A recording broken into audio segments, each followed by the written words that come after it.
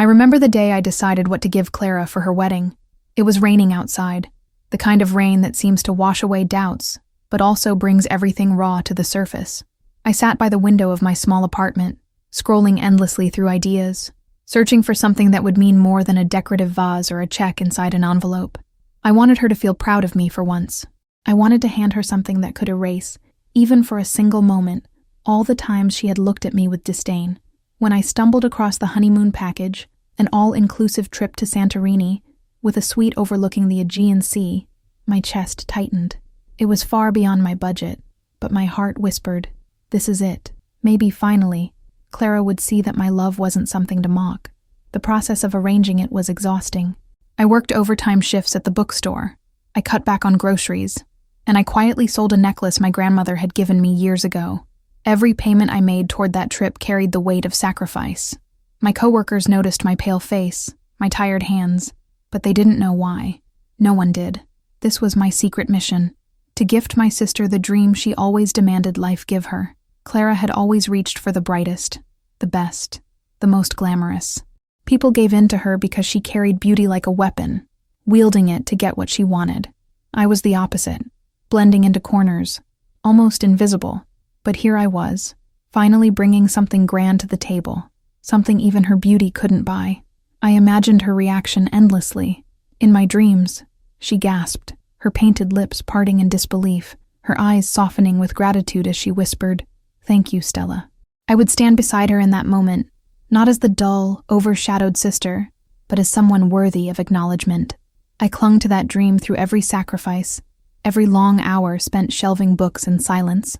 I had rehearsed her smile in my head, the one I hoped would appear, even if only once, directed at me. Because what is a sister's love, if not the yearning to matter to the one who always eclipsed you?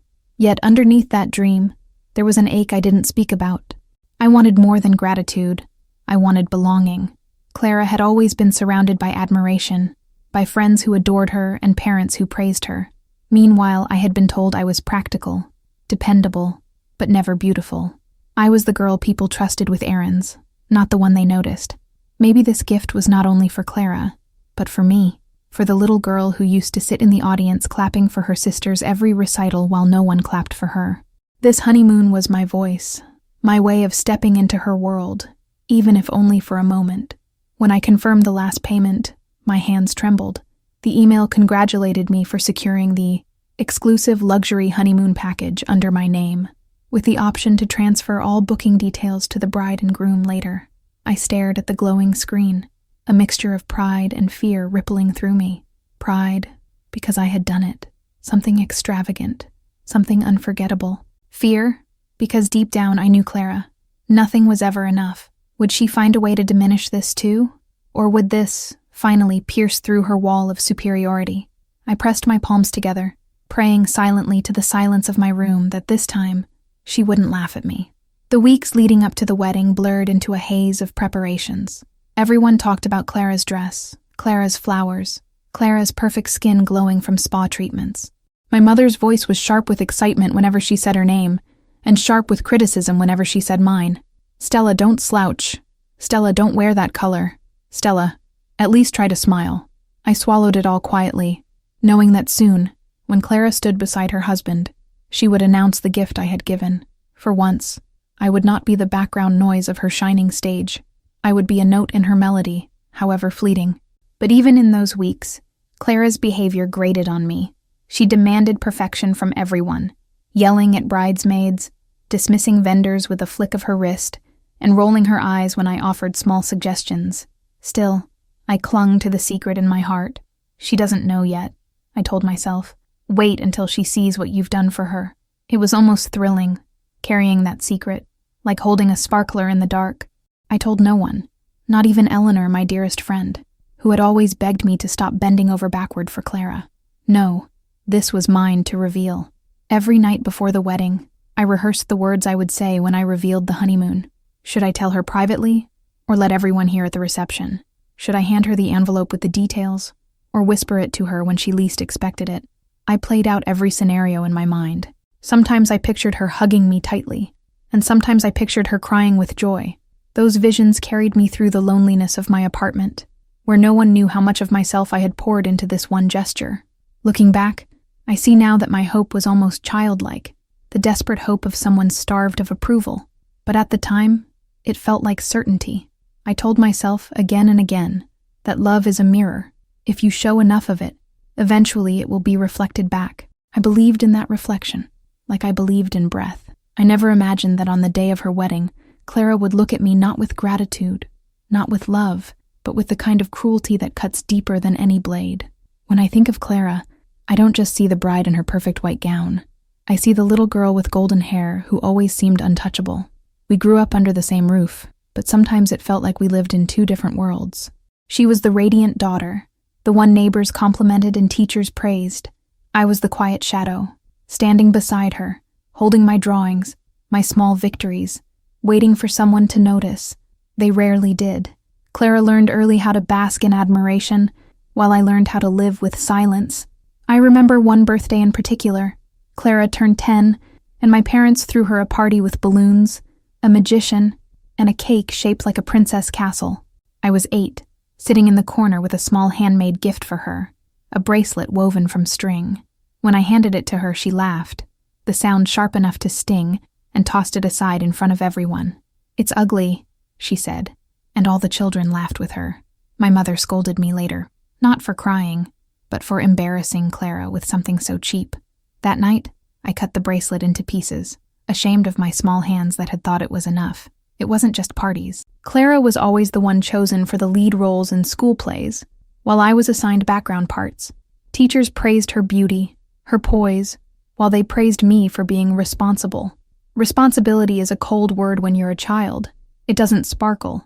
It doesn't draw eyes. I clapped for Clara when she sang solos on stage, but when it was my turn to read a poem quietly at the end of the program, she would yawn, already pulling attention back to herself. I told myself it didn't matter, but inside, I was aching for a moment where I could be seen. Despite it all, I loved her. It's strange to say, but I did. I admired her confidence, the way she seemed unafraid of the world, as though life owed her something and she knew how to collect. I thought maybe if I stayed close enough, some of that shine would rub off on me. I followed her around, even when she snapped at me. I defended her at school when others whispered she was too arrogant. My loyalty was not rewarded, but I clung to it anyway. Because isn't that what sisters do? Hold on, even when one keeps letting go? Our parents only fueled the divide. My father adored Clara, calling her my princess, and buying her dresses that shimmered in the light. When she walked into a room, his eyes softened. With me, his tone shifted. I was sensible Stella, the one who fetched things, who didn't need expensive gifts because I was practical. I learned early that I was valued for utility, not beauty. My mother echoed the same rhythm. "Clara, you're stunning. Smile for the camera. Stella, fix your hair. Don't ruin the photo." And so, the pattern formed, a cycle of praise and correction, spotlight and shadow. There were small rebellions in me, though. At 12, I secretly joined an art club, pouring myself into sketches and colors, places where no one compared me to Clara. My teacher once told me I had talent, and for a fleeting moment, I felt the warmth of being recognized. But when Clara saw my paintings, she smirked. "Pretty, but not pretty enough to matter," she said. I stopped showing her my work after that. I hid my drawings in a box beneath my bed, safe from her careless dismissal. Sometimes I wonder if my whole life has been about hiding the things I love, protecting them from her laughter. Still, there were moments when I thought she cared. Once, when I had the flu, Clara sat on my bed and read to me from one of her magazines. Her voice was soft, and I almost believed we were just two sisters in harmony. But then she left the magazine behind, and on the cover, she had circled a headline in pen, "How to be beautiful like a star." Beneath it, in her looping handwriting, she had written, "Not you." My heart cracked then, but I told no one. Who would have believed me, the invisible one? Looking back now, I see how every small cruelty built the foundation for that wedding day. Her dismissal of my gift, her dismissal of my face, my worth, it was all an echo of childhood. I had been preparing for that moment my entire life, without knowing it. The honeymoon was my attempt to break the cycle, to say, "See me, love me, I matter too." But Clara had already decided who I was, and who I wasn't. On the day she wore white, she didn't just marry her groom, she married the idea that only she could shine, and I would always be dim beside her. And yet, despite knowing this, I still stood at her side. I still hoped. I still believed in the fragile possibility that maybe, just maybe, this time would be different. Perhaps I was foolish, or perhaps love makes fools of all of us, especially when it's tied by blood. The morning of Clara's wedding felt heavy, as though the sky itself knew it would be a day of performances. I stood in front of the mirror longer than usual, smoothing down my dress, fixing my hair again and again, trying to convince myself that maybe, just maybe, I could look like someone worthy of standing beside her. The dress was a muted shade of lavender, soft and understated, chosen carefully so it wouldn't clash with her grand white gown. I didn't want to outshine her. I knew I never could, but I also didn't want to be invisible. When I finally stepped back, I whispered to myself, "You look fine, Stella. Just fine." But fine never seemed enough. The wedding hall itself was breathtaking. Crystal chandeliers hung like frozen waterfalls from the ceiling, scattering light over ivory tablecloths and golden accents. The scent of lilies filled the air, so strong it almost masked the nervous flutter in my stomach. Guests poured in, women in glittering dresses and men in perfectly tailored suits. Laughter rang out like bells, glasses clinked, and the music from a grand piano floated softly across the room. It was the kind of fairy tale scene little girls dream of, except I wasn't the little girl in the storybook. That was Clara. It always was. When she entered, the room hushed as if the air itself bent to her presence. Clara looked ethereal, draped in white lace that hugged her frame, her veil like a cloud around her golden hair. Her smile was perfect, rehearsed, dazzling.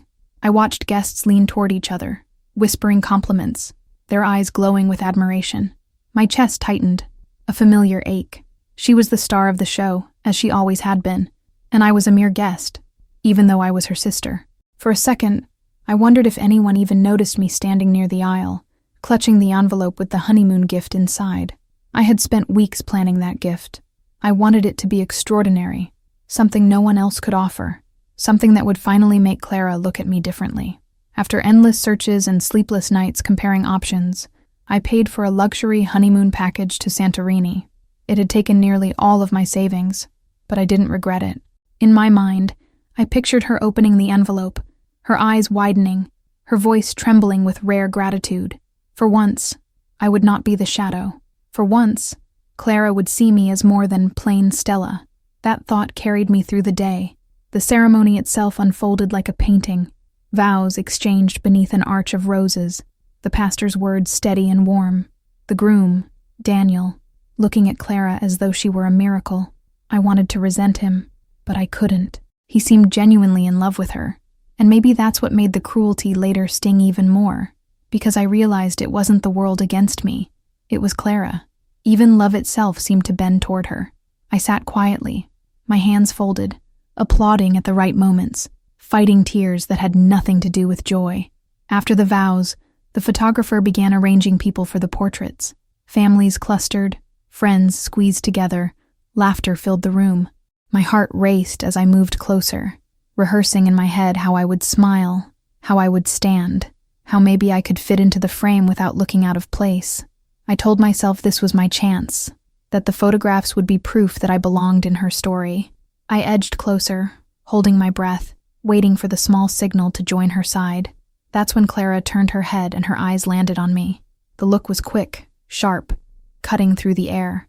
She leaned slightly toward me, her smile still frozen for the crowd, but her voice low enough to strike like a blade. "Don't stand next to us, Stella. You'll ruin the pictures." For a second, I thought I had misheard, that maybe nerves were distorting my mind. But then she tilted her head, eyes scanning my dress, my hair, my very existence, and repeated more firmly, "Please, just don't. Not for the photos." The world seemed to tilt under me. My body froze. My hands trembled, the envelope with the gifts slick against my skin. I wanted to argue, to scream, to demand why my own sister couldn't bear me near her on her wedding day. But no words came. My throat locked, my voice buried beneath years of swallowed pain. So I stepped back, just as I always had, fading from the frame, watching as Clara posed perfectly in the center of it all. I felt like a ghost, present but unseen, erased in plain sight. And in that silence, something inside me began to crack, a crack that would widen before the night was over. The reception began with thunderous applause as Clara and Daniel entered the ballroom hand in hand. Their names were announced with grandeur, and the crowd rose to their feet as though royalty had arrived. I clapped too, though my palms stung from the force of it. My chest still burned from the wound of her words at the photo session. I had replayed them in my mind over and over. "Don't stand next to us. You'll ruin the pictures." They echoed inside me like poison, searing deeper each time. Yet on the outside, I forced a smile, because that's what I had always done, hide my pain where no one could see. The ballroom was a dream carved in crystal and gold.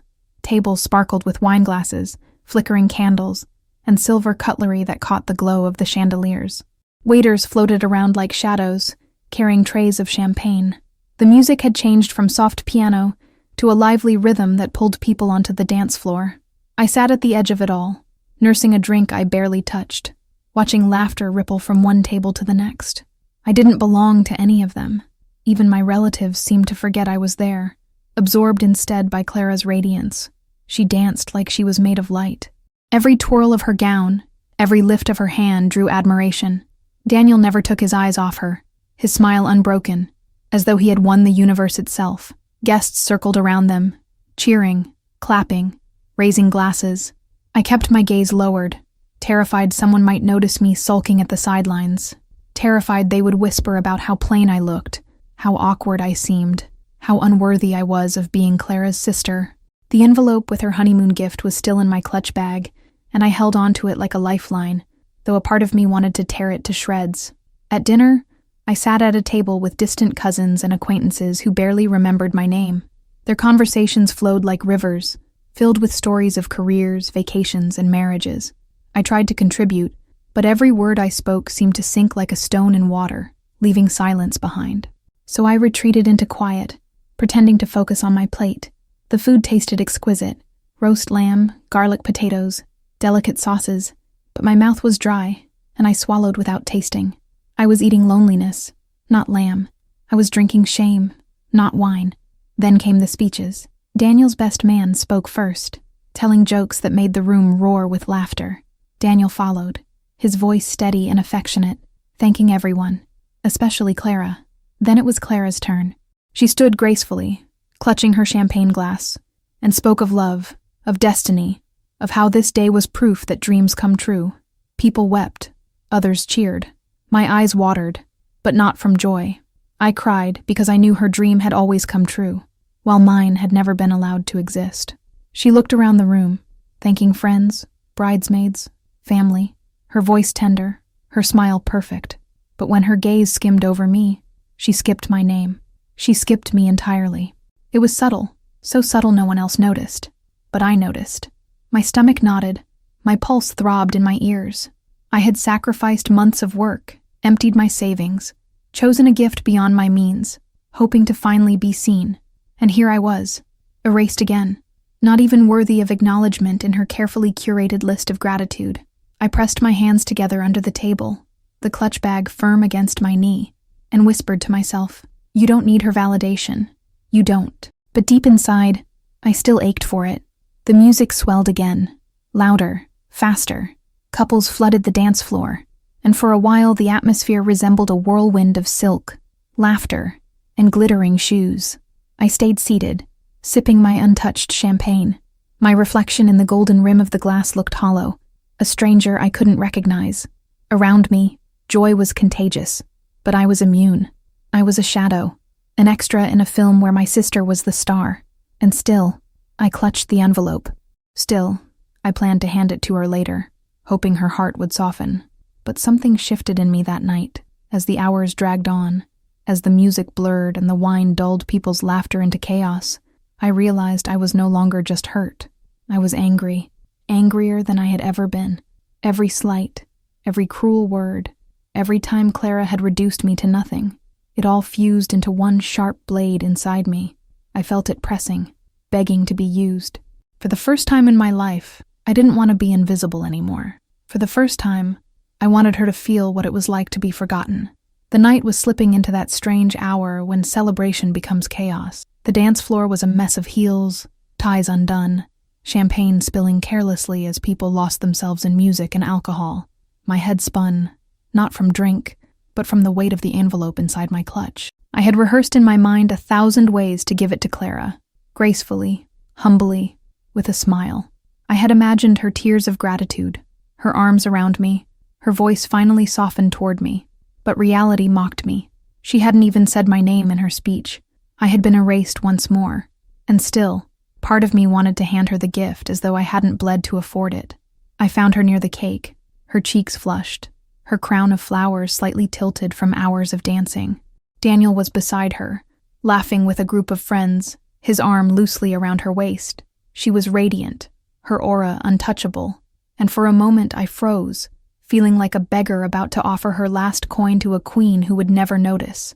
My fingers trembled on the clutch. My throat burned. I stepped forward, forcing air into my lungs, convincing myself that maybe this time she would see me, that maybe my gift would be the key to unlocking even the smallest flicker of warmth in her eyes. "Clara," I said softly, but my voice was drowned by the music. I tried again, louder this time, and she turned, annoyed, as though my very presence had disrupted her joy.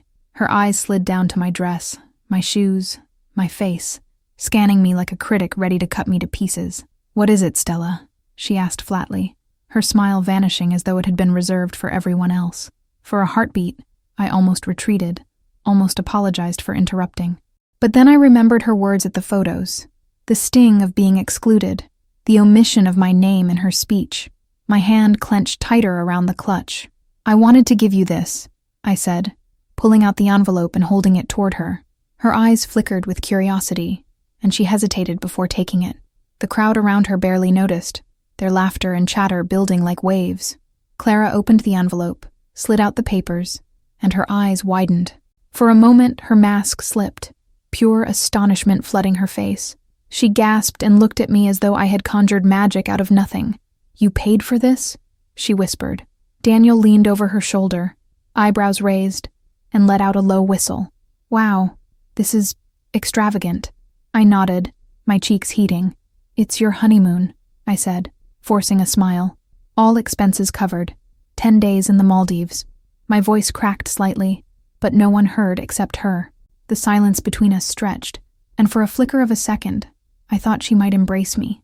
I thought she might soften, might let her cruelty slip just long enough to acknowledge me as more than the shadow sister. But then Clara's lips curved, not into gratitude, but into a smirk. She turned toward Daniel and their friends, raising the papers like a trophy. "Can you believe she actually managed this?" she said, her voice laced with mockery. The group laughed. Not cruelly, perhaps, not even realizing, but the sound stabbed me like knives. Clara didn't hug me, didn't thank me. Instead, she flaunted the gift as though it were proof of her superiority, that even her overlooked sister would bankrupt herself just to feed her perfection. My chest tightened, my breath catching in my throat. I wanted to scream, to tear the papers back from her hand, but I stayed frozen, my smile glued to my face, my nails digging into my palm so hard I felt the skin break. Then Clara leaned in close, so close only I could hear, her perfume suffocating me. "This doesn't change anything, Stella," she whispered, her tone sharp as glass.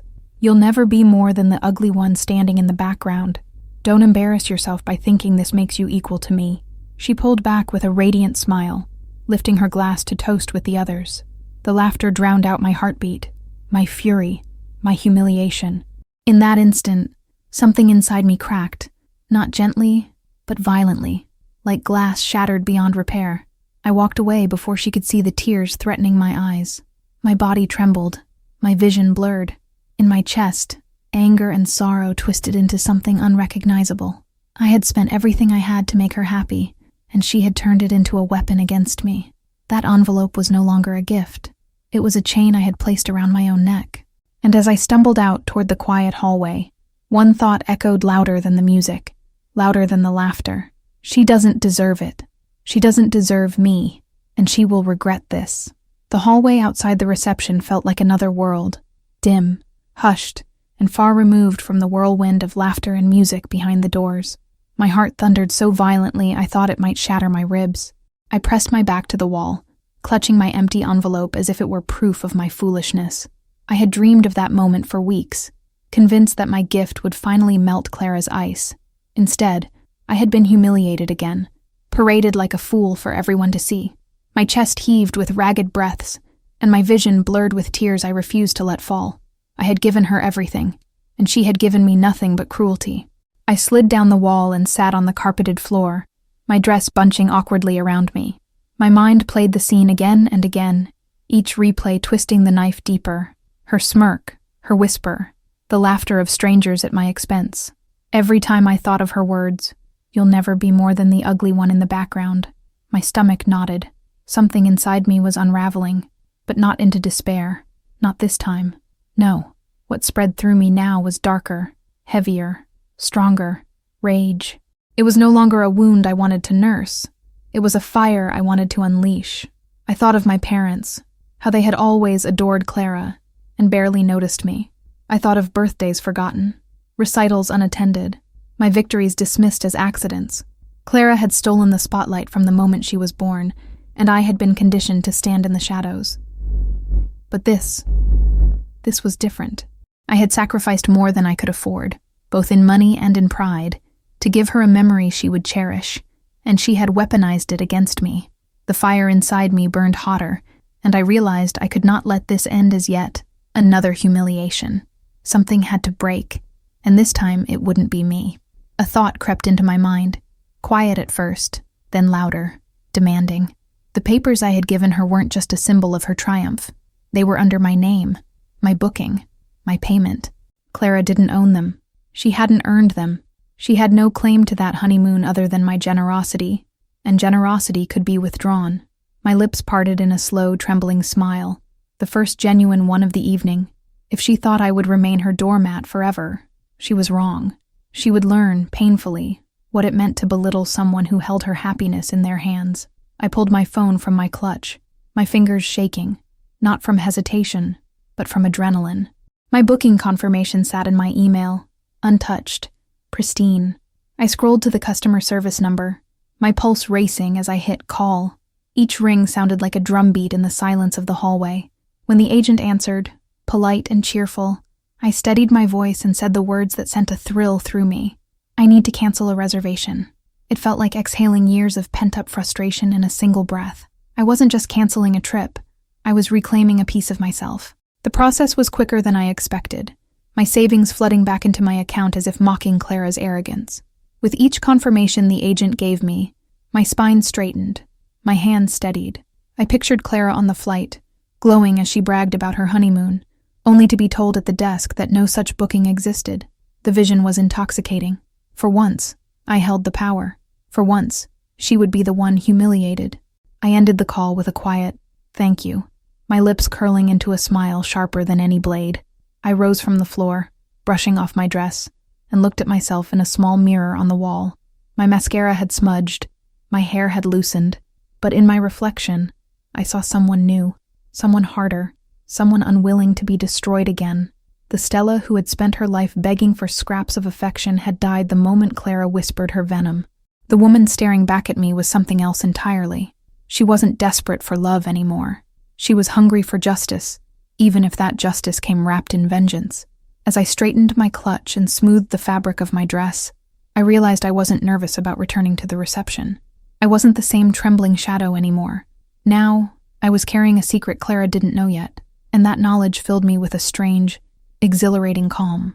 For once, I wasn't the one at risk of being humiliated. This time, Clara was.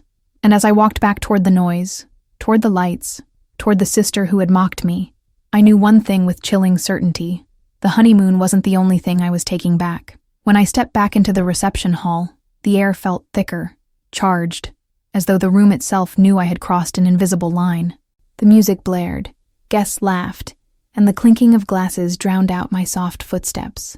Clara was on the dance floor, her hand locked with Thomas's as they spun, glowing with the attention of the crowd. She hadn't noticed my brief disappearance, too wrapped up in her own performance. But I noticed her. I studied every flicker of her smile, every toss of her golden hair, every flash of superiority she wielded like a weapon. For the first time, I didn't envy it. I pitied it. She had no idea the stage beneath her was already collapsing. I chose not to hide my presence.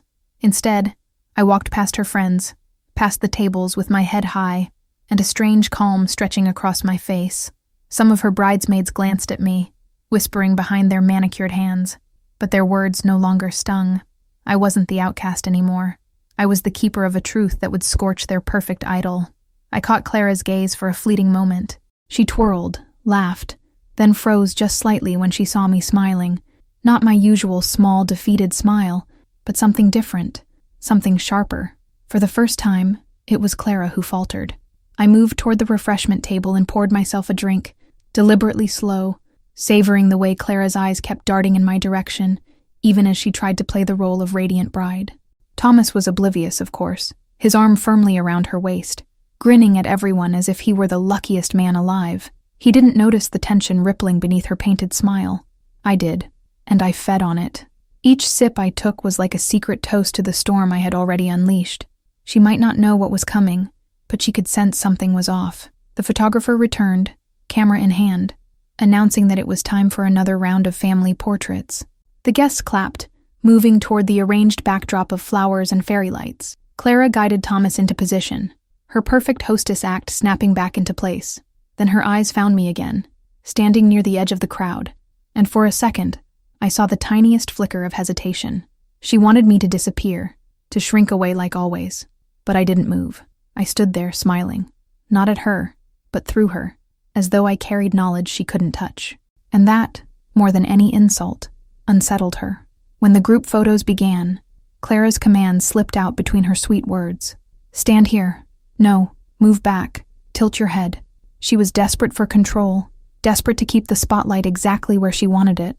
And yet, even surrounded by people who adored her, she kept glancing toward me. The guests noticed too, whispering about her distraction. I didn't need to do anything dramatic. My presence, my composure, was enough to shift the atmosphere. I had never realized how powerful silence could be until that night. She had built her reign on my silence, and now, turned against her, it became her undoing. I approached only once, when the photographer asked for a shot of both daughters with their parents. Clara's jaw tightened, but she had no choice. I slipped beside her, my arm brushing hers. The smile she forced for the camera didn't reach her eyes. I leaned just slightly closer, enough for her to hear, and whispered, "Smile wide, Clara. Some memories don't last as long as you think." The camera clicked, immortalizing her stiff, brittle grin. She jerked her head toward me, eyes wide with a flash of panic, but by the time she tried to speak, I had already stepped back into the crowd. The rest of the evening unfolded like a performance she could no longer control. Every laugh she forced, every toast she made, I could see her scanning the room for me. I wasn't hiding. I danced with cousins, chatted with Thomas's relatives, even complimented her bridesmaids. But all the while, I carried myself with a confidence Clara had never seen. To her, it must have felt like watching a shadow transform into fire. She didn't know why I was smiling that way, but she knew it wasn't the smile of someone broken. It was the smile of someone waiting. As the night wound down, and the newlyweds prepared for their grand exit, Clara's nerves betrayed her. She rushed through her goodbyes, her laugh coming out shrill. Thomas waved cheerfully, oblivious to the way her hand trembled in his. When they walked toward the car decorated with ribbons and cheers, I stayed near the back, clapping with the others. My smile never faltered. I didn't need to shout, didn't need to ruin her exit with words. Because deep down, Clara already felt it, that uneasy pull, that nagging fear. She sensed that something precious was slipping through her fingers, and she didn't know yet that it was already gone. I didn't have to wait long. By the next afternoon, while I was curled on my sofa with a book in hand, my phone lit up with Clara's name flashing across the screen. I let it ring twice before answering, just to taste the tension I knew was already bleeding through her. Her voice, usually sweetened with honey for manipulation, was sharp and frantic this time. "Stella, tell me this is some kind of mistake," she spat, her tone trembling between fury and fear. My heart beat calmly, steadily, as if I had prepared for this moment all my life. I closed the book, leaned back, and said nothing at first. Just let her panic fill the silence. "What are you talking about, Clara?" I finally asked, my voice cool even. Her reply was an explosion. "The honeymoon. The hotel says the payment was canceled, that the reservation doesn't exist anymore. How could this happen?" Everyone heard me say it was already covered. Everyone thinks it's part of your gift. There it was, the crack in her porcelain facade. The perfect bride who had paraded her triumphs before a crowd was now scrambling, clawing at a truth she couldn't bend, and the sound of her unraveling was music to my ears. I let her words tumble, her panic grow, before I spoke. Maybe they made a mistake. Or maybe, Clara, gifts aren't guarantees when you treat people like dirt. Did you really think you could humiliate me yesterday and still walk away untouched? The silence that followed was thick, stunned. She had expected excuses, apologies, maybe even my frantic rush to fix it for her. She hadn't expected defiance. She hadn't expected me to stand my ground. That silence told me everything. For once, Clara was powerless. You wouldn't dare, she hissed finally. But even in her venom, I heard the quiver. Her confidence had always depended on my compliance, and now that I had flipped the script, she didn't know how to navigate it. This is my wedding, Stella. My future. You can't ruin this for me. I laughed softly, not cruelly, but with a kind of relief. Clara, I didn't ruin anything. You did. I just stopped funding the mask you wear. It wasn't anger that steadied me. It was clarity. Years of swallowing insults had led to this moment, and now every word I said rang with truth. When she hung up on me, it wasn't out of victory. It was retreat. For the first time in our lives, she didn't have a response sharp enough to cut me down.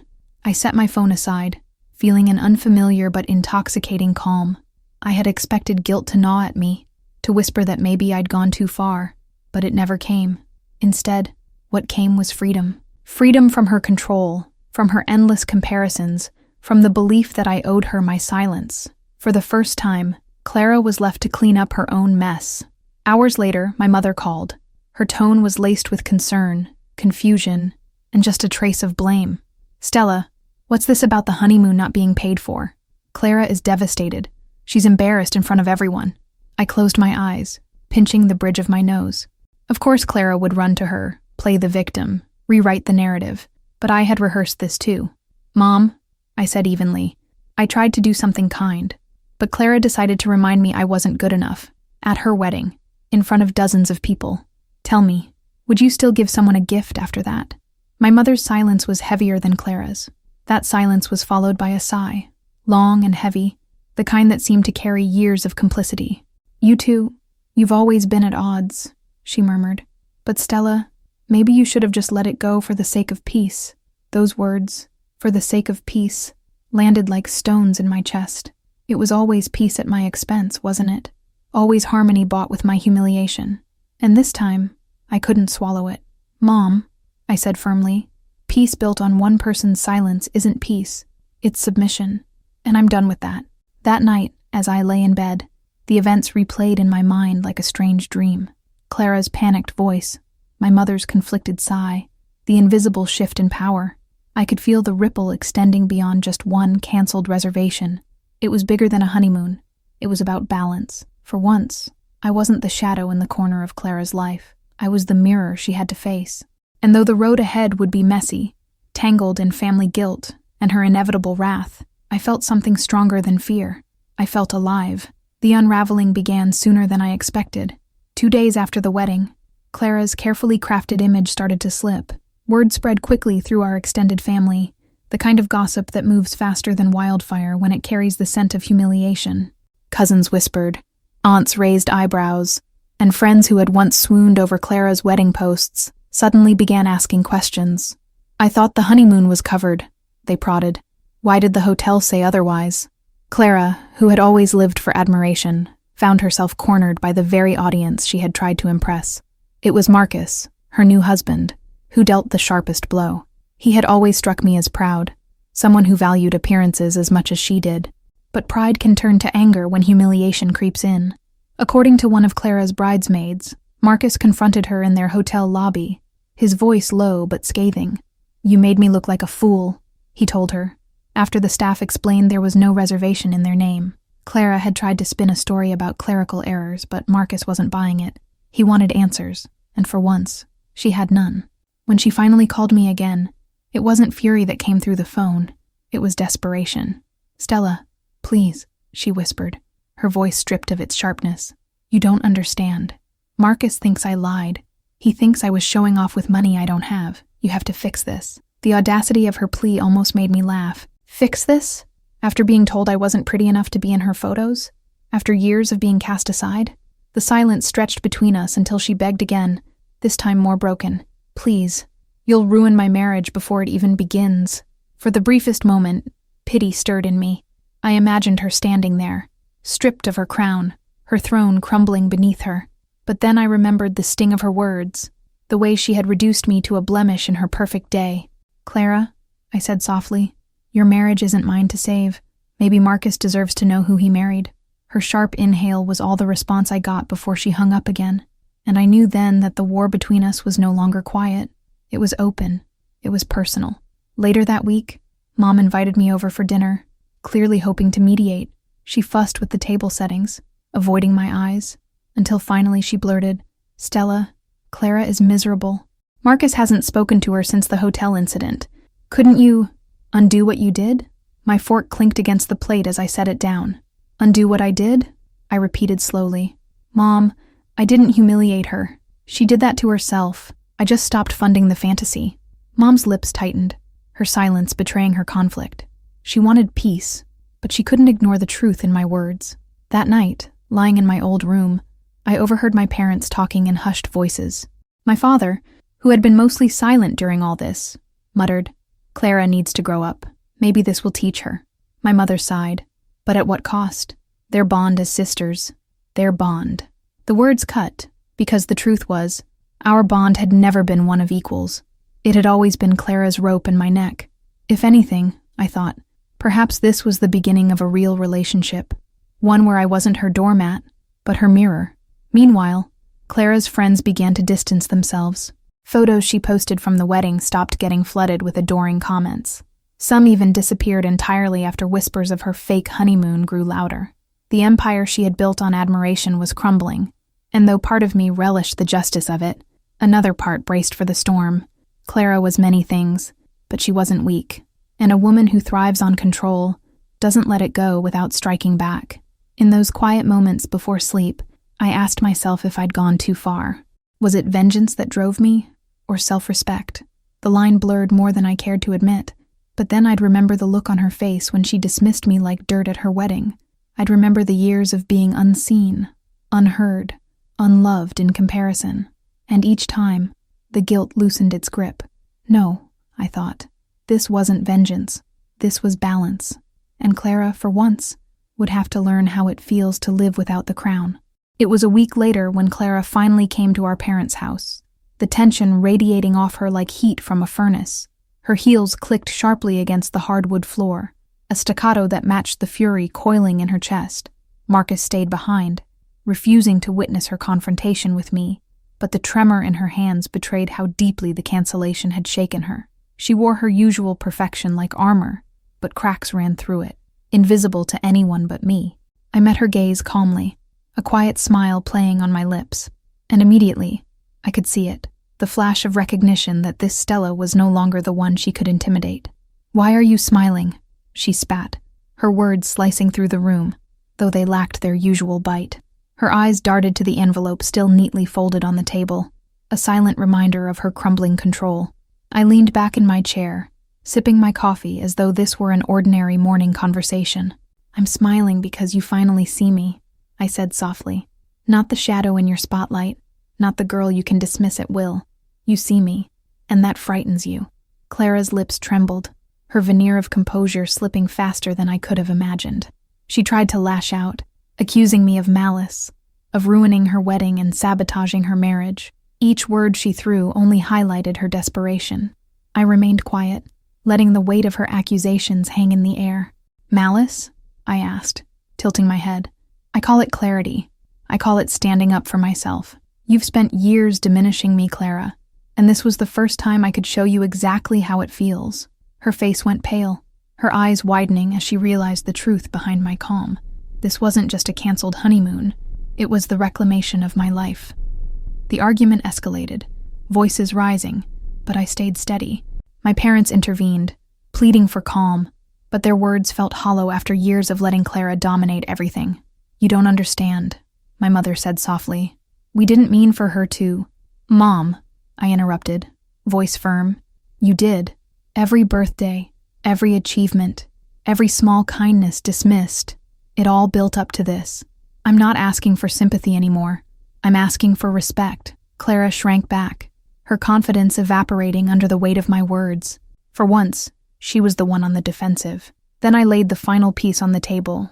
The truth Marcus hadn't been told. The honeymoon? It's not just cancelled.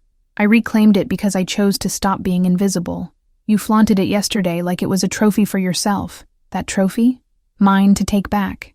Her gasp echoed in the living room, a sound sharp enough to split the air. She pressed a hand to her mouth, unable to respond, unable to shield herself. Marcus would have understood then, the depth of deception and entitlement she had lived under, and the courage it took for me to step forward. The room fell into silence, thick and unyielding. Clara's pride and perfection collided violently with reality, and for once, she had no defense, no mask, no escape. Her fury simmered, a storm that couldn't find an outlet. I watched her struggle, not with joy, but with a strange, liberating sense of justice. The years of diminishment, of humiliation, of being treated as secondary, had finally found a counterweight. I wasn't cruel. I was resolute. And for the first time, I saw the sister I had always been hidden behind, staring back at me, powerless. She fled the room finally, her heels slapping violently against the floor, her sobs muffled but unmistakable. The envelope remained on the table, a quiet monument to the shift in power. My parents exchanged glances, understanding finally dawning in their eyes. I felt no triumph in their shock, only a calm, fierce satisfaction that I had reclaimed my dignity. I wasn't just Stella the overlooked anymore. I was Stella the unbroken, the woman who had finally shown Clara the cost of arrogance and cruelty. As I sat alone in the quiet house, the weight of years lifted slowly from my shoulders. I thought of the little girl who had been laughed at, ignored, and dismissed, and I realized she was finally free. Clara would carry this lesson, painful and inescapable wherever she went, and I, for the first time in my life, could walk away unburdened, unafraid, and fully seen. The envelope, the gift, the years of shadows, it all pointed to one truth. I was no longer invisible. I was unstoppable.